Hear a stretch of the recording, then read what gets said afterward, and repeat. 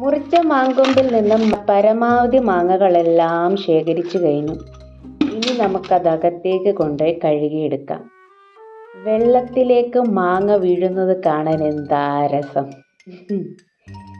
ഇപ്പം തന്നെ ഉപ്പ് കൂട്ടി വായിൽ വെക്കാനൊരു പൂതി.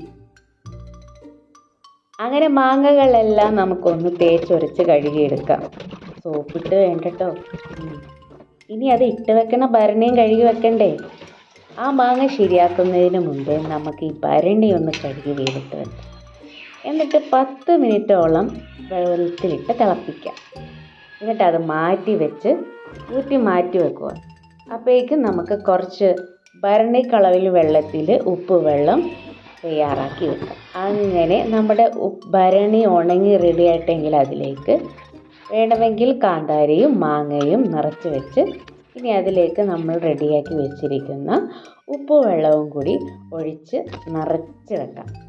ഈ മാങ്ങ ചീത്താവാതിരിക്കാനായിട്ട് ഈ വാഴയിലയിൽ നല്ലെണ്ണ പുരട്ടി മോൾ ഭാഗത്തായിട്ട് വെക്കുന്നത് വളരെ നല്ലതാണ്.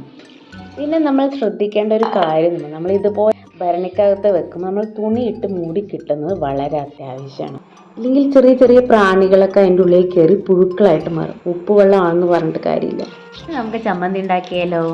അപ്പോൾ നമ്മുടെ മാങ്ങ അതിലേക്ക് കുറച്ചധികം കാന്താരിയും കൂടി ഇട്ടതിന് ശേഷം 2 ടേബിൾ സ്പൂൺ മുളക് പൊടി നമുക്ക് അതിലേക്ക് ചേർത്ത് കൊടുക്കാം. ആ എരിവിന് ആവശ്യാനുസരണം. പിന്നെ കുറച്ച് ഉള്ളി നന്നാക്കി ചതച്ചെടുത്തിട്ട് അതിലേക്കിടാം. പിന്നെ ആവശ്യത്തിന് ഉപ്പിടാം. കുറച്ച് വെളിച്ചെണ്ണയും കൂടി ചേർത്തിട്ട് അത് കൈ കൊണ്ട് നല്ലപോലെ അങ്ങോട്ട് ചാലിച്ചെടുക്കാം. ഇനി അതങ്ങ് ചോറ് കൂട്ടി കഴിക്കുമ്പോൾ ഉണ്ടല്ലോ എന്താ രസം.